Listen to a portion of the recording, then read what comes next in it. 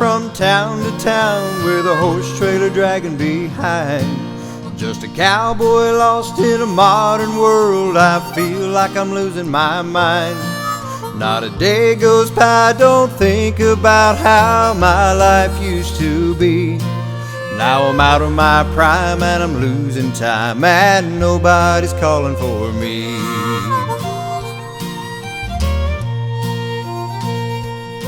They used to call my name come roundup time. Now the four-wheelers takes my place, and the cowboy life that I've always loved is getting lost without a trace.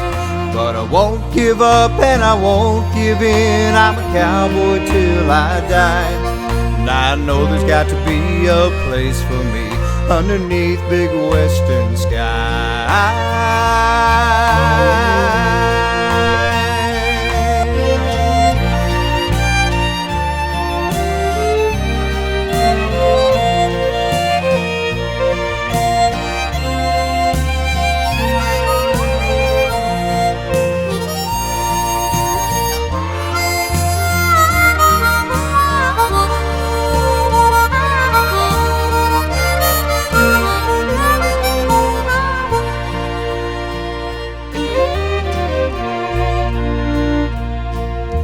Headed out west, gonna do my best to leave the civilized world behind. Just me, my saddle, and an honest horse will try to go back in time, where surely there'd be a warm campfire or a bunkhouse calling my name. But tonight I'll sleep in my pickup truck, 'cause I'm still not playing their game.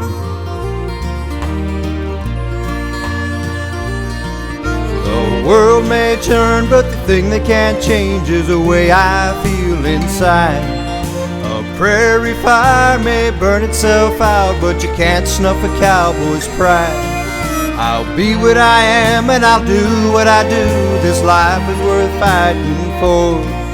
Yeah, the cowboy life is alive for me and 10,000 more.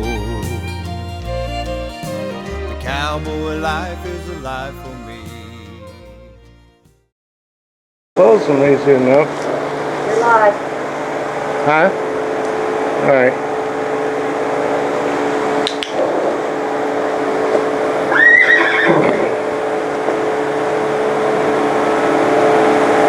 Alright.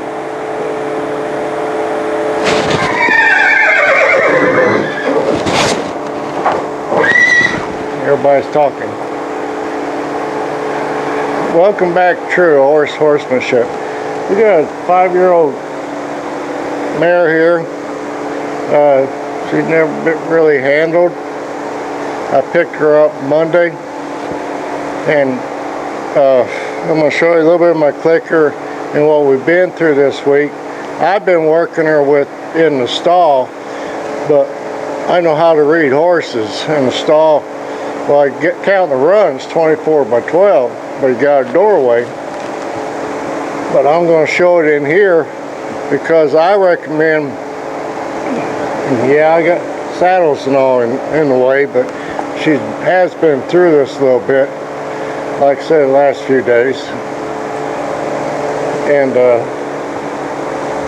but the way I do the clicker, you need an area 24 by 24 or 16 by 24.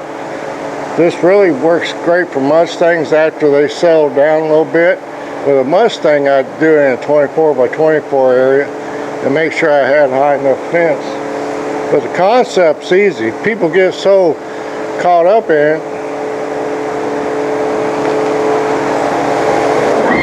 That's ideally, I'd have, I wouldn't have my saddles hanging off the wall. But all I'm going to do, click. Now right there, she looked at me real quick. She's looking at me, so I'll quit clicking. And so what I'll do, I'll just irritate her with a whip. And I'm not hitting on her. I'm just controlling her feet.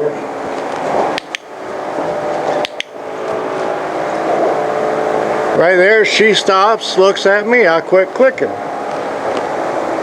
Now with her, what I started doing, since nobody's touched her, I start using my whip also when she's standing here to really pet on her. And then I'll back away from her. And then click, use my whip. Click, use my whip. Click, use my whip. Right there, she's looking at me. Now, if you notice, when she backed off,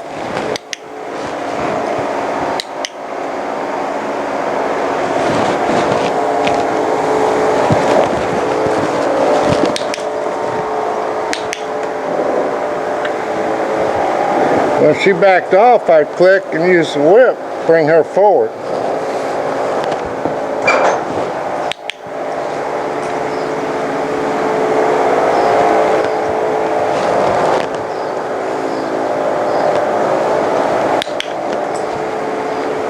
Now, the first time you do this with a horse, yes, you wouldn't do it in an area where saddles are up, and I got my lariat down here she just got stepped into.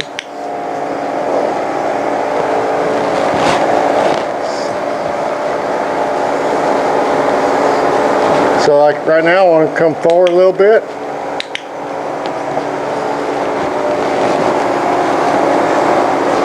This is great for hard to catch horses. I got Rex out there. I go out there with a clicker, and usually about the third click he stops and he'll come up to me. So I just really pet her. Like I said, she's not halter broke.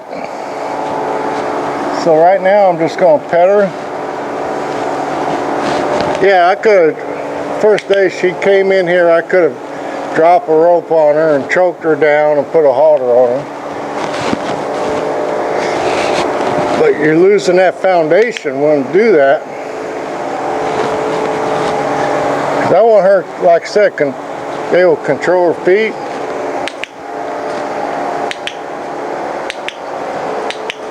I want her to move. So I was irritating her while I clicked. In other words, I'm that safety zone.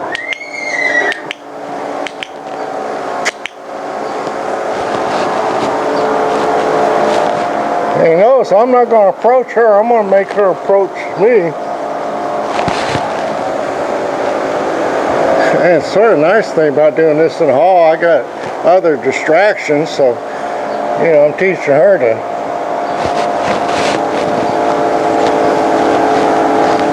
and I just start slowly at her neck. You know, like I said earlier, I start using this and going, and then I go to my hand.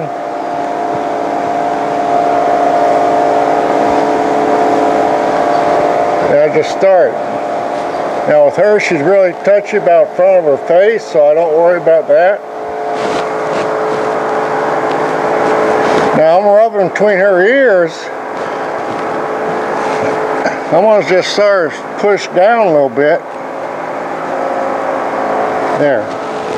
And when she gives it to me, I give it to her.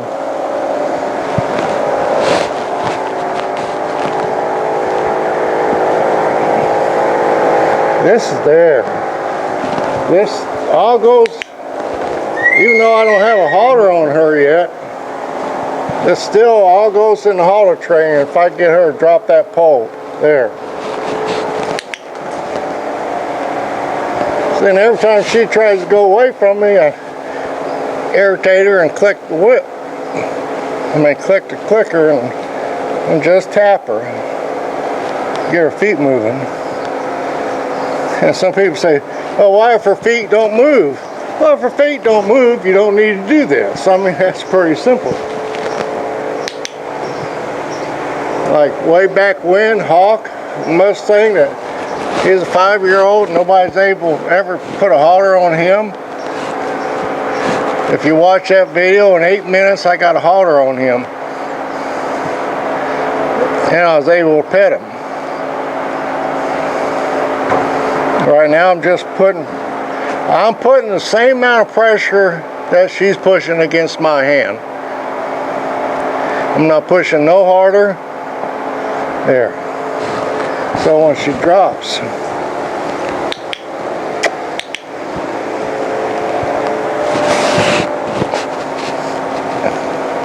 now what I would do from here, because she's starting to give,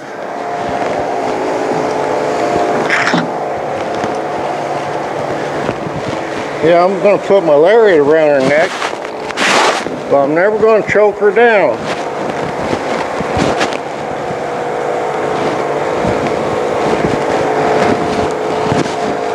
I'm actually going to let it, the lariat, be on the ground. So if she walks through it, that's no biggie. So I'm going to have, now I could put my whip in my hand too and do this, but I'm just going to get up here and pet her first. Then I get up here and pet her with my rope.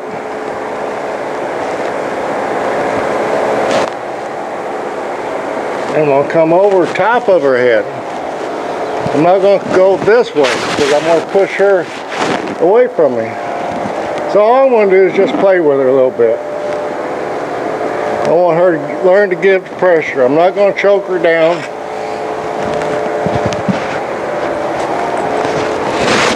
So I can click now because she's paying attention to that clicker, and I can pull her around.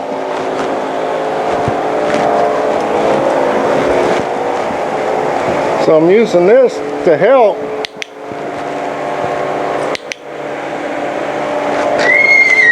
because she's responding to the clicker. Now she's cool.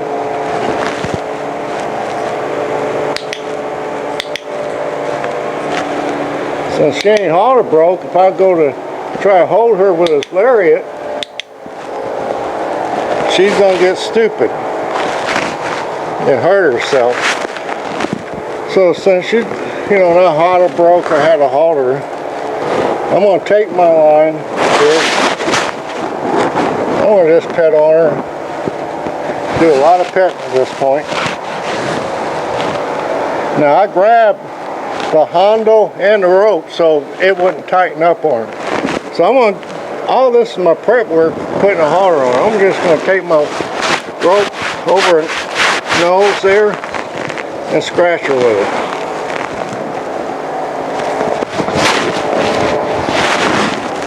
Good girl.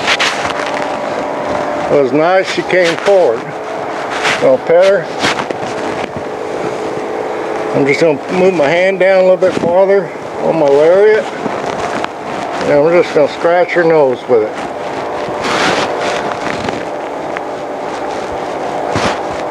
Because all this is preparation for getting that halter on.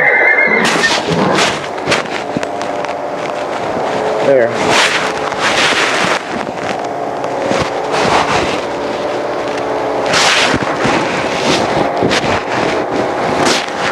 Like I say, you notice the way I'm using my rope, I'm just using it sort of not let her evade me.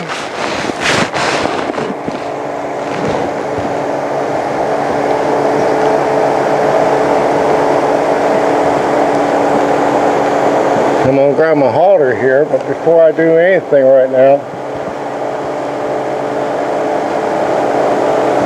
I'm just going to put pressure on that pole. I want her to drop.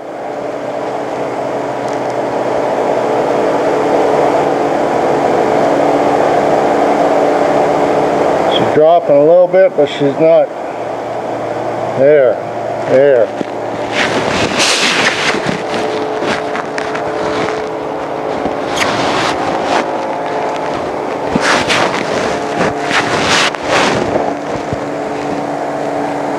Yeah, you'll see me doing a lot of this because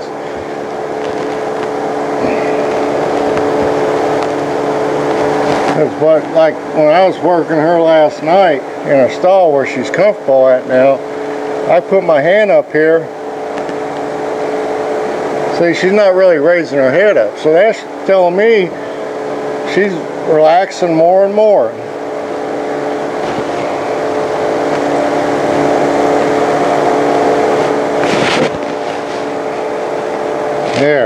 That was a lot better.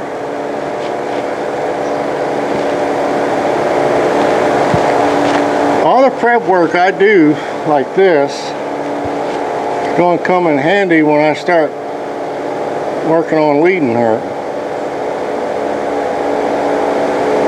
There.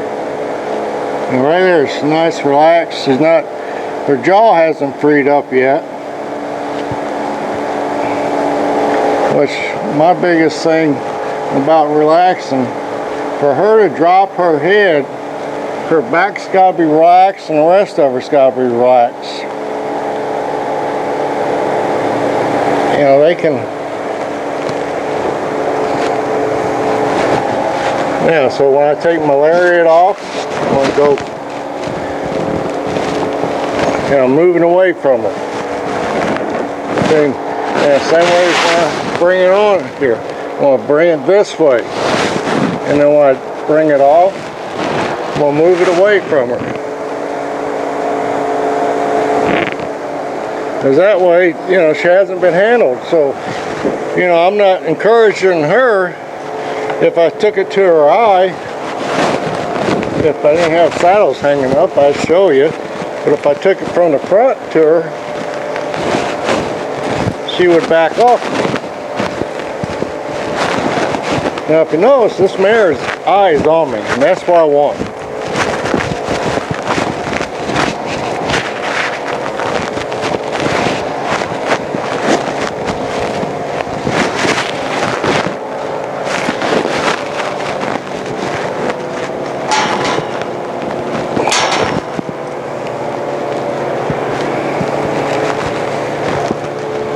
So before I go back pick up the halter,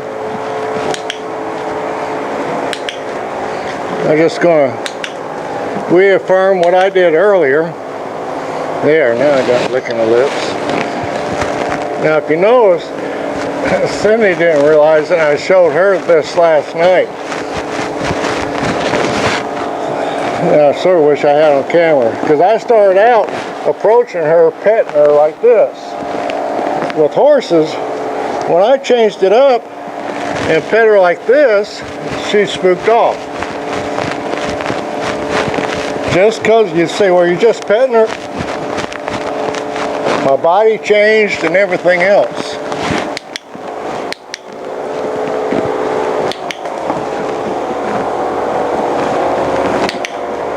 There, disengage that honey. And stop. Come on, get up here.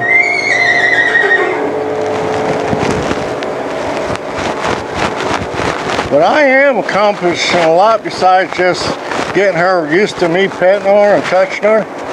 I can back off here, use my clicker.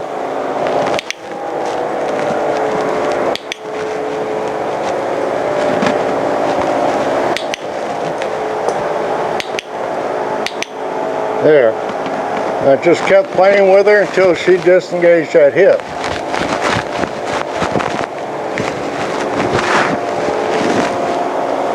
If you notice, I'm not snaking her. And what I mean, I'm not going, poor little girl. Now, right there, you saw her body change. When I went here, poor little girl, don't you move. That's what I call snaking. I'll go approach her just like I would another horse and start petting on her. Now, what I will do, I'm approaching her, put my hand up. If she moves at this point, I'll take a step back and pull her back forward and then come back in.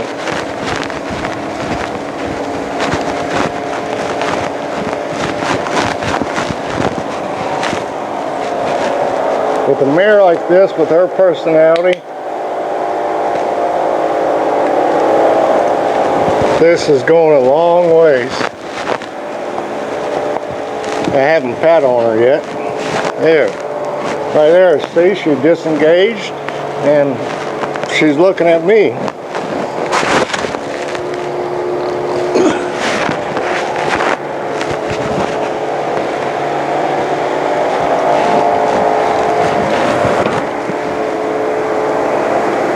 So I'm just going to start petting on her with my rope, halter. Some horses, what I would do is tie a long piece of baling twine on the tie part of it.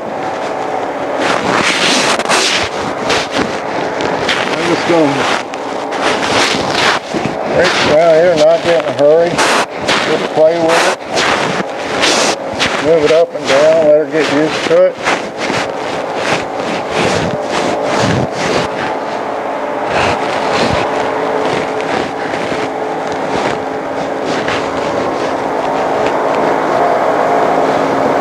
There. Now you notice, I didn't try to put that on her nose until she looked at me.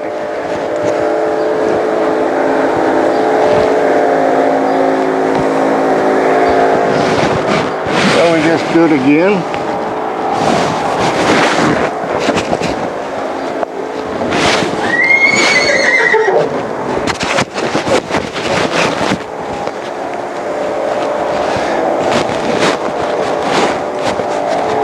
I want to use my rope here to control her.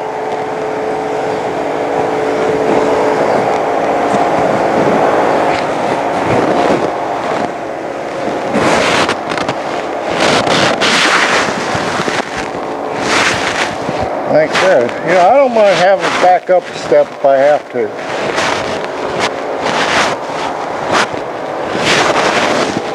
I'm gonna pull her around here.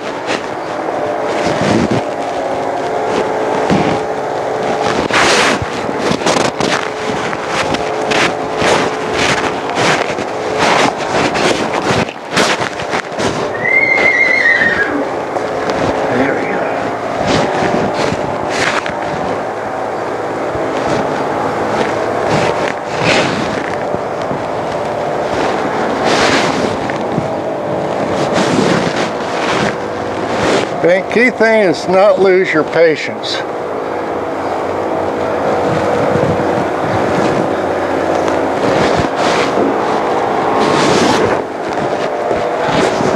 So I'm just going to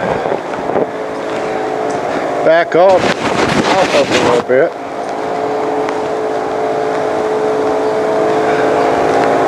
Now this stage, it all depends on the horse. Let's say you got a horse that never been halter broke but not really flighty, I'd probably start really working that hip from the ground. Well, with her breeding and everything, I will work that hip,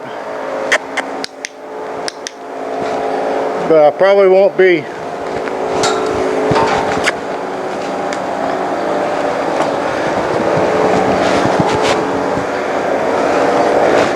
so I'm just going to ask her to move forward. Point, just like I would.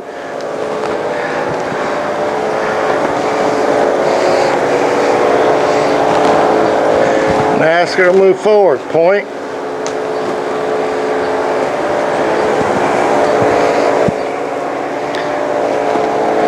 One of my pet peeves is somebody teach him how to run out of a halter. The nice thing, if you start out in 24 by 24 area, don't think about leading them. Thinking about this hip. Point. And ask them to move. Point. Ask them to move. Then I'm going to pull in. Ask her to disengage.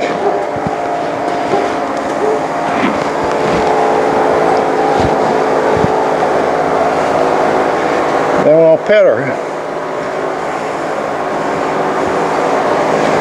Then we'll walk forward.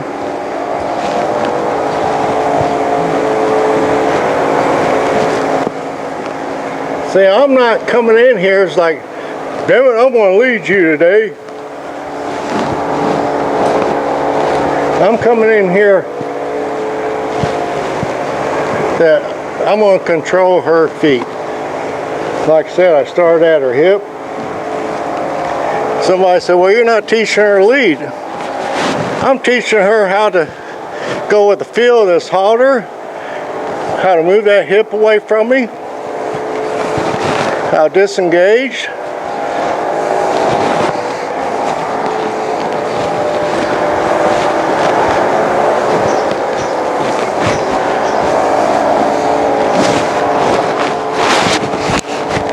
In other words, I'm teaching her how to feel that pressure.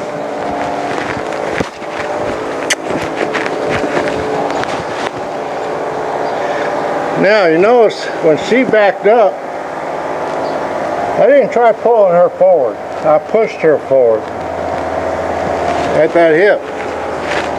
Now I'm going to ask her to move forward again. Right now,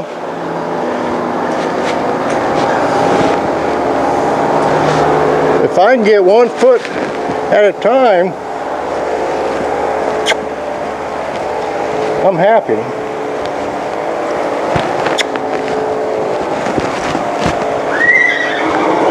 Good girl.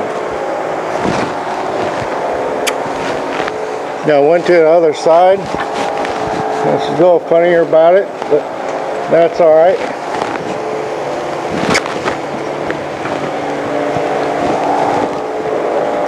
Good girl. Good girl. That's what I'm looking for. Her eyes on me now.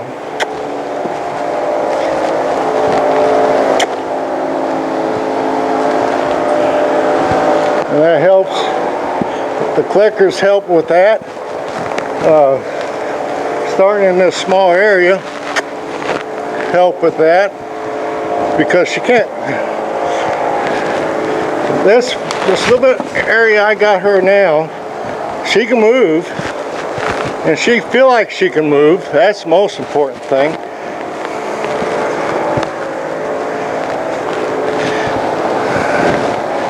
But,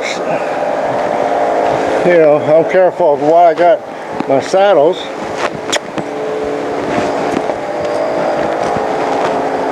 But, you know, she's not going to feel so boxed in.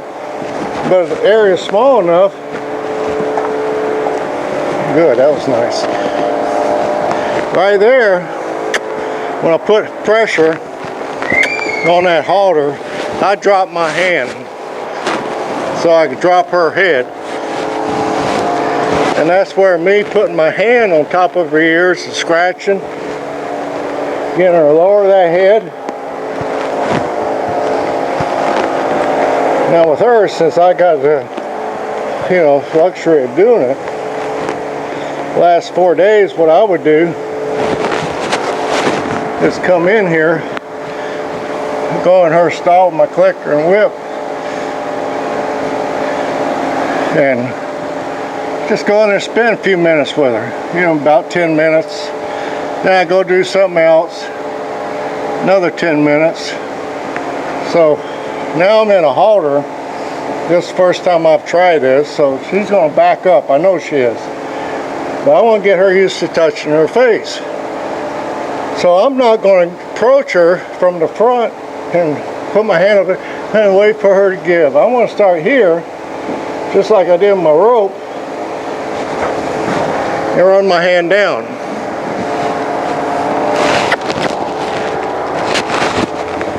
Good.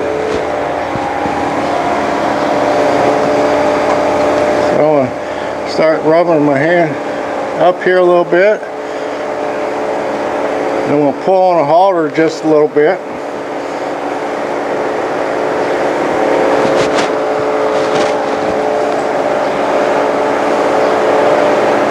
Right there, she's relaxing. So while she's relaxing, I'll move my hand down.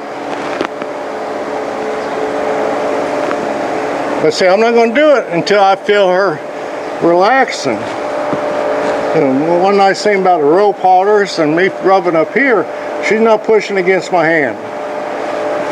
She's starting to chew a little bit there. She's soft in the neck. So now I'm going to run my hand down.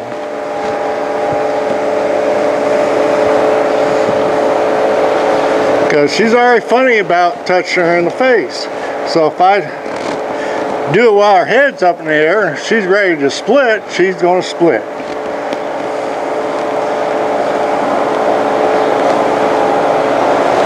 I'm just going to put her there. This time I stopped. I got in front of that ear and I just stopped. Now see what happens if I just leave my hand up there?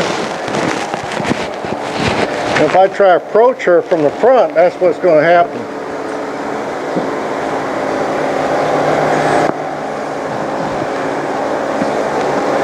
As I always say, patience, persistence, and purpose. There, she's relaxing again. So I'm just going to go this way and take my hand off.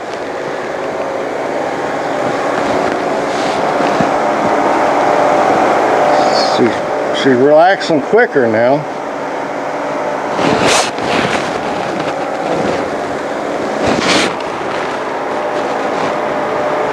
I'm going to ask her to lower that head.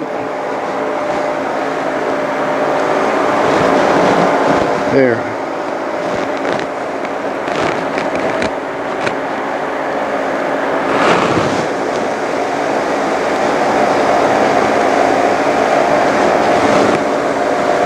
See, right now I just want her not to react for me to move my hand from the front of her. I'm not going to try to pet her.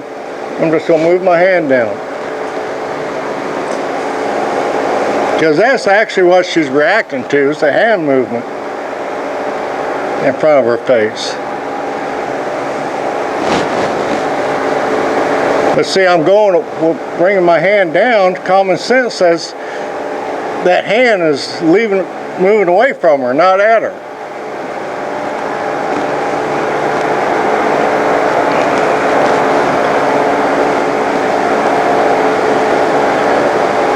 See, and that time she didn't do anything.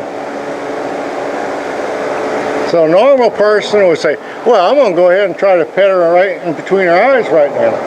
No.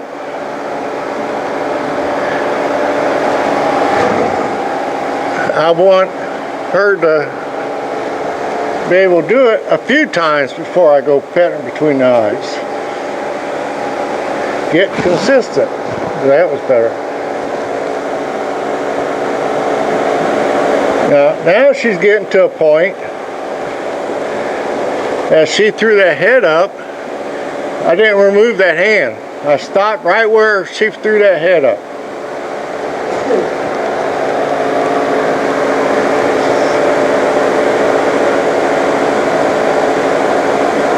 So what I did, when I approached her here, this is where she threw her head up, so I stopped, let her feel that for a little bit, and I come down. Then we're going to take the pressure off of her a little bit. I'm not going to get hung up.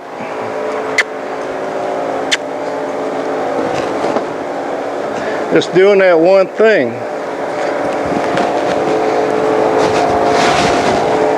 I'm going to move her feet just a tad.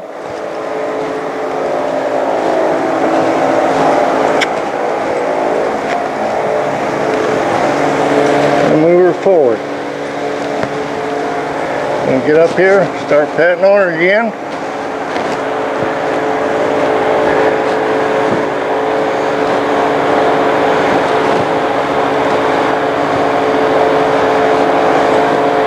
I just am putting a little pressure on that halter, just a little bit. So basically I'm teaching her not only to lead right now doing that, I'm teaching her how to tie at the same time.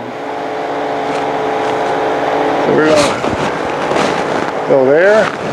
Like I said, you know, I'm not, if I call it snaking her,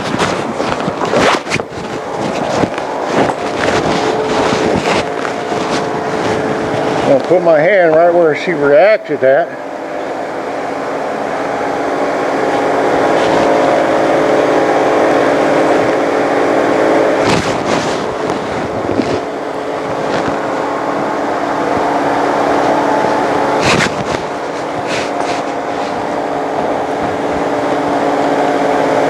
So she's getting a little persistent, so I'm going to back up a step.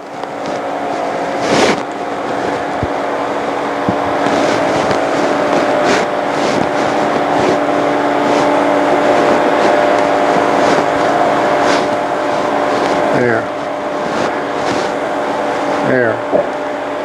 So now I'll get my hand back here and just take it down. Never be scared to go back a step.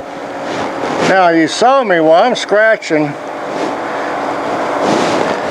and you saw me doing this. Back and forth. I'm trying to free that neck up.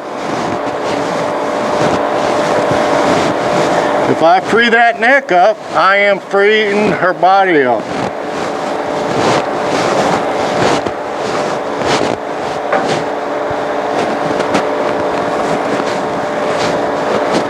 There.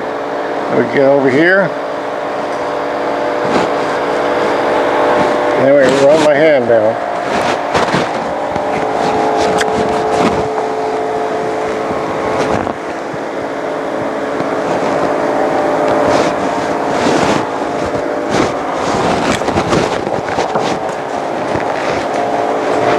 Good girl.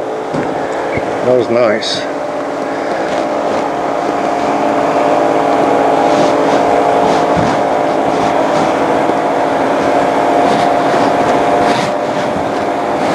Yeah, good girl.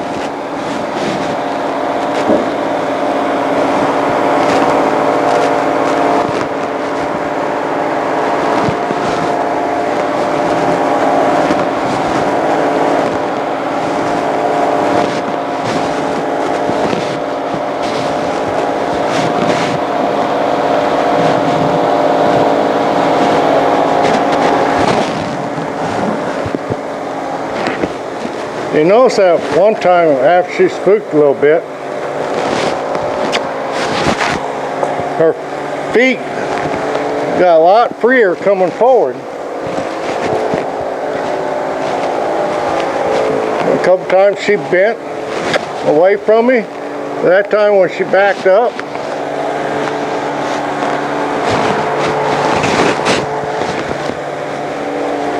I was able to keep her facing me, and then she came straight forward.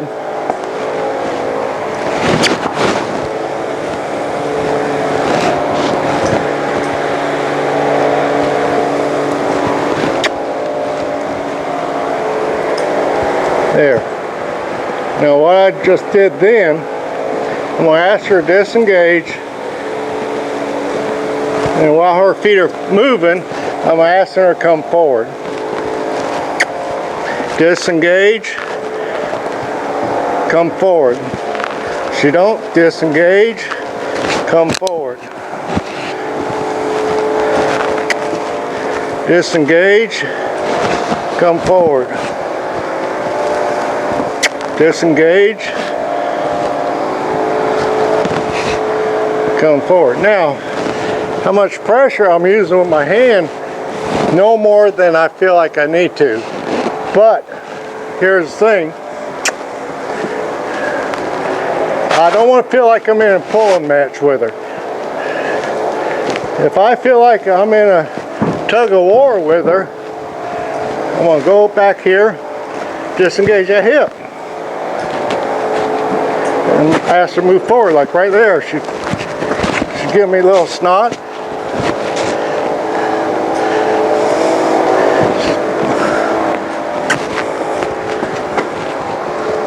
There.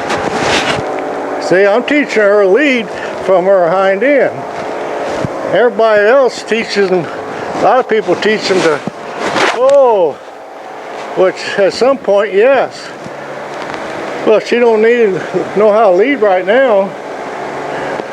She's going to pull me through that panel and probably to the arena. And so move now.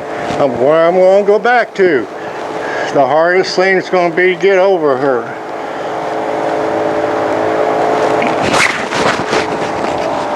Right there, we'll keep my hand there. She stops. I'll go approach her where she's comfortable at.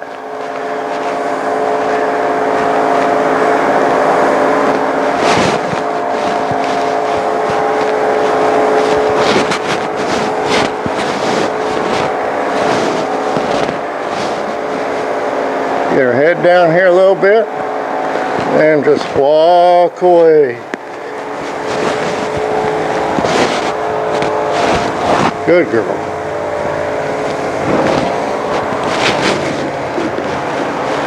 That's, you can start playing with some of this stuff. Like, I'm gonna bring my hand, just walk away. In other words, I'm just gonna completely get out of there.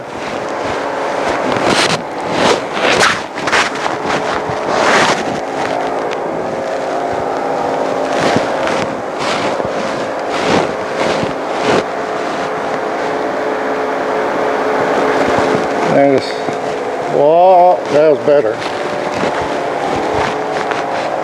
There, good girl. Yeah, that's better. That's what I want.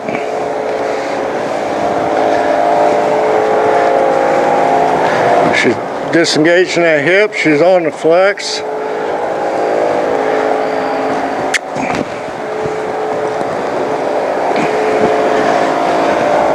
Now you notice I'm starting to ask her to move that hip a little faster.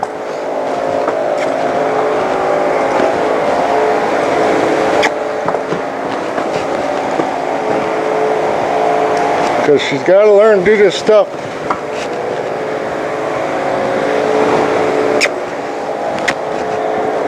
There, that's better.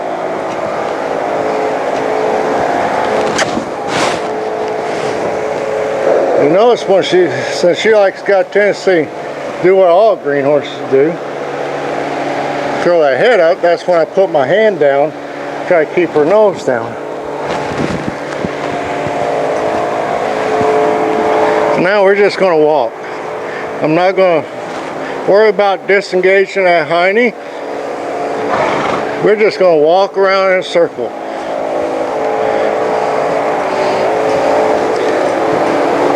Then we might take a step this way. Then we just walk around in a circle again. Then take a step this way. There.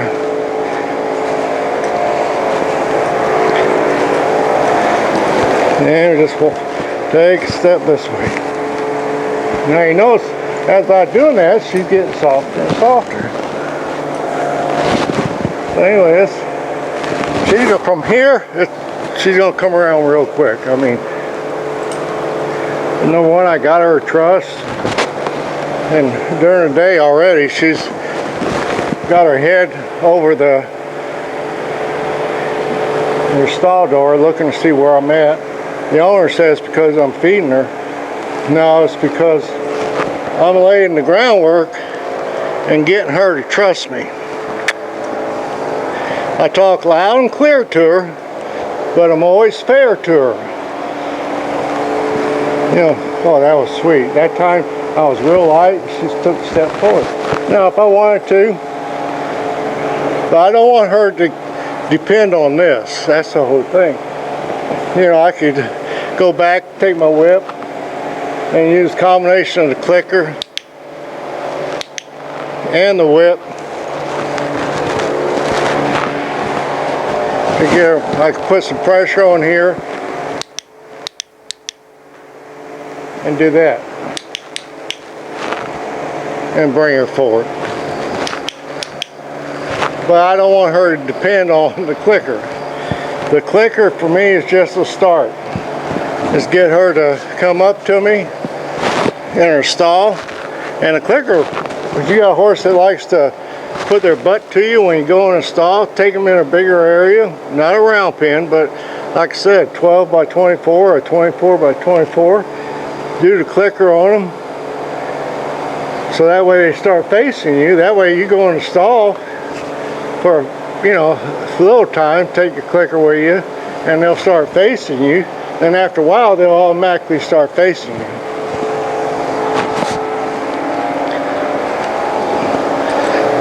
Good, that was.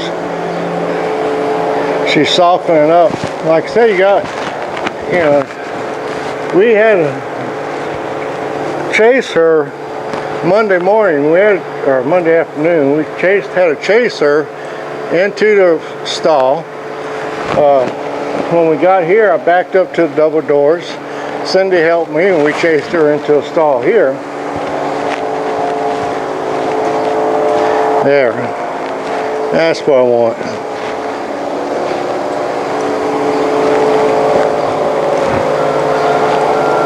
That's not bad for the first time.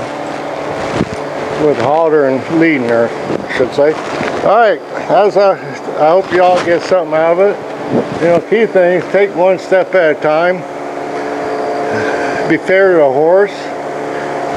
And when, you know, little things like what happened with her, you know, it's like no biggie, just go with the routine. And Cindy's looking around and making me look around. But anyhow, and just be fair with the horse. You know, as I always say, be true to them, they'll be true to you. And that's honest God's truth. So, to my grandkids and kids, a special person out there, Wash Day Lake. K&E, God bless, take care.